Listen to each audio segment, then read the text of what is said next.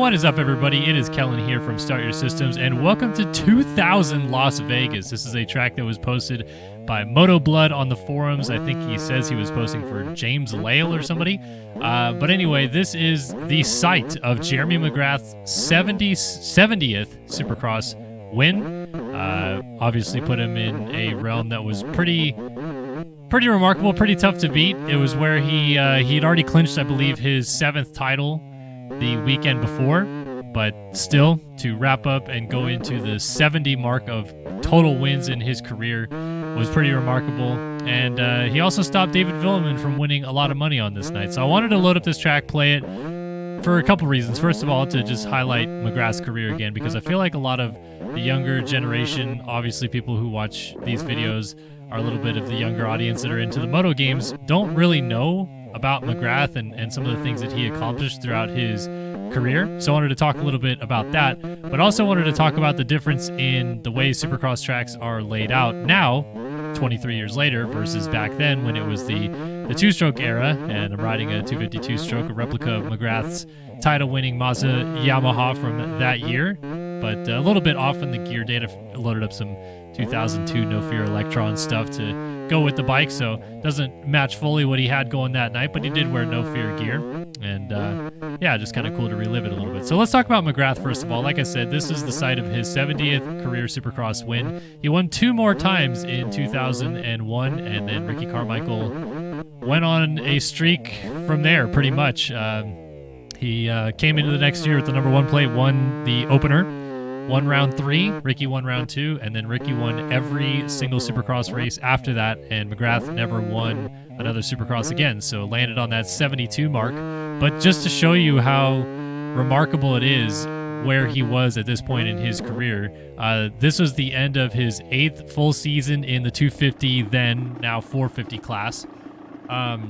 So 8 seasons of racing in that competition, 70 wins, 7 titles, and I just broke every record there was in between it. He shifted manufacturers twice, technically on 3 different bikes. He rode for Honda from 93 to 1996, then jumped to Suzuki in kind of the waning hours of 1996 to ride for Suzuki in 1997. It didn't go well, but he still almost won the title that year. Jeff Emmett got it that season.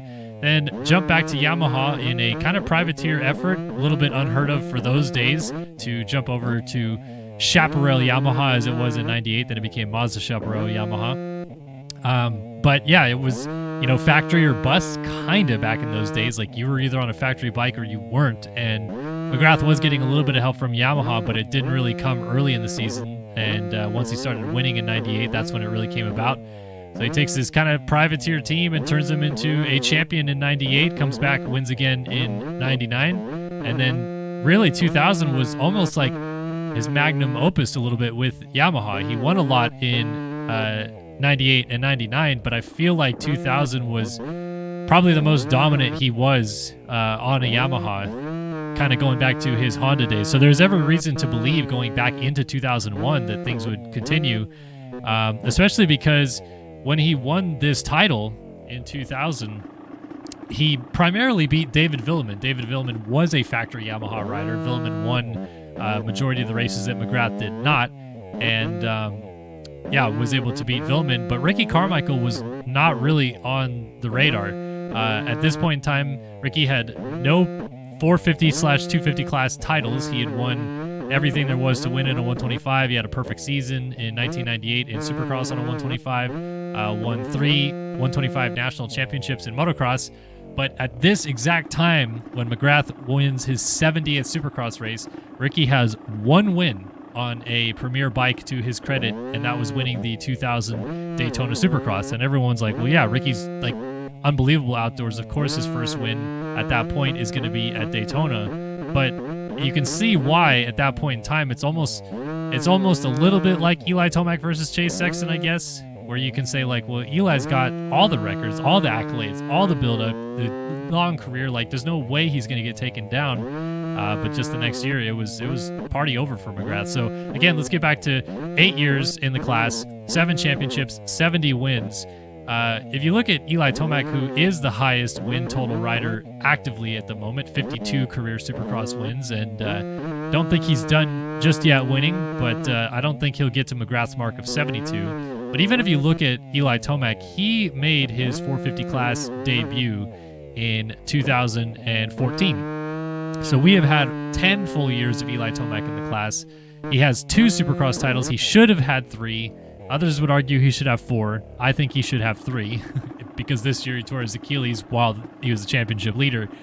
But, 52 wins for Tomac, he has a lot of wins and is arguably the greatest rider of this generation. But you look at the stats McGrath was putting up, and it pales in comparison what Tomac is doing right now to show what McGrath was doing back then. And a lot of people say, like, oh, McGrath maybe didn't have the talent pool to go up against and so on and so forth. But McGrath really raced kind of 3 or 4 different eras through those 8 years of dominance.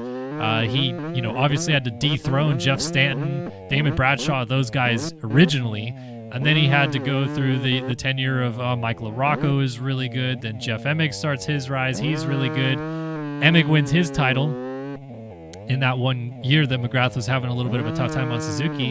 And then McGrath comes back and Emig is kind of a shell of himself. And then McGrath is instead having to deal with Ezra Lusk, Kevin Windham, guys like that. And then, like I said, this final year, it was really kind of that new wave coming in a little bit with David Villeman really challenging him. Carmichael does get a win, but he finishes 5th in points. McGrath took on all challengers for 8 years, and all of them had really no answer. So I still, to me, don't think you can put anybody above McGrath in Supercross, and he definitely belongs on kind of the Mount Rushmore of Supercross and motocross, even though he only won one premier class outdoor title, but it was largely because he just chose not to race outdoors. He skipped a lot of outdoor championships to focus on Supercross, and at the point in time of his career, he had the ability to do that and it not be a big problem because he was winning so much in Supercross that the teams that were offering him contracts were like, yeah, whatever, take the summer off and go hang out on a boat. You've won everything for us, so what's the point in racing outdoors? And when he did decide to care and go for it outdoors, he won the title then too. So McGrath was different, man. I got a chance to see him race a lot when I was growing up, and being in person and see the way that he would ride compared to others, it was remarkable. He was so ahead of his time in so many aspects and so many areas of technique and the talent that he possessed going to the line. He had those guys mentally beat as well, which is another thing we talk about a lot these days with newer riders in the mental game. McGrath was just a step above, honestly. He was so good at just going to the line, knowing he was going to win and knowing that everyone else around him felt they couldn't beat him. So that truly is something that not many people can say about their careers, really, in any regard. And I think McGrath deserves a lot more credit, almost more than he gets these days, because, like I said, I feel like the younger audience just doesn't really realize what McGrath accomplished all those years ago. For Ricky to come through and beat him the next year was all time. It was quite literally the greatest of all time, coming through and knocking off that current greatest of all time. It was a zenith for the sport for Ricky to figure it out and come through, and it was really down to, as Ricky put it, just working harder and getting to the point where he had the talent. Lap time wise, he was running stuff that McGrath could do in qualifying in 99 and 2000 when Ricky was in the 250 class, but he ran into a lot of crash problems, and ultimately McGrath was kind of just better at a lot of things except for fitness. Ricky had insane amount of fitness, but in 2001 he came in more ready than ever at way more fitness levels than he'd ever had, and you could almost argue that McGrath was probably on the decline at that point anyway, but he still did win the only other 2 races than Ricky won on the season. There's 16 rounds, Ricky won 14 of them and McGrath won 2 of them. And that was when we got into the next level of dominance with Ricky Carmichael. But Ricky did it with working his tail off, man. He had to work so hard to get to the level where he could do 20 laps at qualifying pace, and that's what it took to really dethrone the King of Supercross, quite honestly. So even Carmichael these days, sometimes people are like, yeah, whatever, Ricky, it's different now, blah, blah, blah, blah, blah. If you weren't around for the Carmichael days, you definitely missed out on some ridiculous stuff that guy was doing too. So before I wrap up this video and this kind of Jeremy McGrath love fest a little bit, I want to talk about this track, because as you've seen me ride it on a 2-stroke here, one thing you've probably realized is it's not necessarily the flowiest track ever. Kind of some stop and go sections. You really have to carry a lot of momentum to jump some things big pretty consistently. And why I wanted to bring it up is because I miss this. Honestly, like, Supercross is so cookie-cutter rhythmic these days. They just put the same exact jumps out on the track over and over and over again, and we always have the same 3 in, 3 middle, 3 out kind of lines every single week. And even this track is not anywhere close to some of the best tracks that they had in 2000 or the years right before that. Or even after. Like, there were some tracks in 2002, 2003 that were unbelievable in how good they were at breaking up momentum and flow, but also creating interesting and oddly well-dynamic racing. And I miss that. Like, I wish we could get back to these days where it's not all about who can do the 3, 4, 5 rhythm sections. Let's break up momentum. Like, I wish that the track crew would, instead of doing the same exact shape jumps every week, change it up and throw in some curveballs and some backward singles and some things like that, and make the whoops not always the exact same size and shape. Make them smaller in some regard. Make them, you know, bigger and further apart so they're kind of like rollers, and then you go right back into some small whoops and things like that. That's what, if you go back and watch some of these races from 2000 where McGrath and Villemin are going at it, a lot of tracks are like that, man. There's just more about breaking up momentum than it is about creating momentum. And what it, I think, did really well back then, even though the races were probably really boring because of how often McGrath would pull away and then eventually Carmichael and stuff like that, is it gave the opportunity for at least things to get weird. At least McGrath maybe makes a mistake. At least he gets a little bit off kilter and gets passed back by Lusk or Emig or Wyndham or somebody like that. Nowadays, it just feels so like, well, he's doing the exact same line for 20 minutes. He's going to either gain time or lose time, and that is how the race dynamic plays out. There's no real change of flow or momentum or anything like that because it's all so structured. So I would prefer a little less structure with Supercross tracks. I want them to get back to more dirt being used in some regards, making big doubles like this.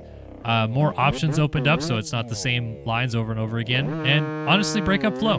I really like make it so that not necessarily like endurocross level sections, but make it so these guys have to think a little bit and check up and only go over a backside of a table to double out into a Supercross triple, for example, and not just yacht and quad everything. And it's tough because 450s can do a lot of stuff that these bikes back then couldn't do, but I think that there's a way to make it work and make those tracks a little bit more dynamic and interesting.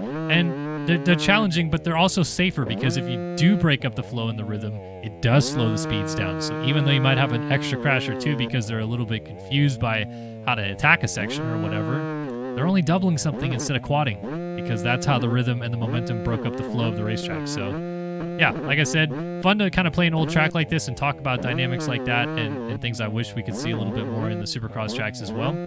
But yeah, this has been a synopsis of Jeremy McGrath's career on 2000 Las Vegas, which tail-ended his 7th Supercross title for a remarkable 8-year run in the sport, and had a few more years after that, but really had already peaked and started coming down a little bit, I think, by this point in time. And yeah, just a legendary career for the King of Supercross. So thanks, guys, for tuning in. Appreciate Moto Blood for the track and allowing us the opportunity to check it out a little bit here and talk about the King of Supercross.